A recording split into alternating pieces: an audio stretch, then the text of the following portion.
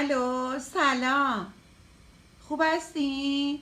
میشه لئو رو بیارین پیش توبی؟ آره. لئو بیا توبی. آره بیا. بیاد لئو. لئو رو دوست داری؟ آره. کو لئو؟ باشه بیارید لئو رو.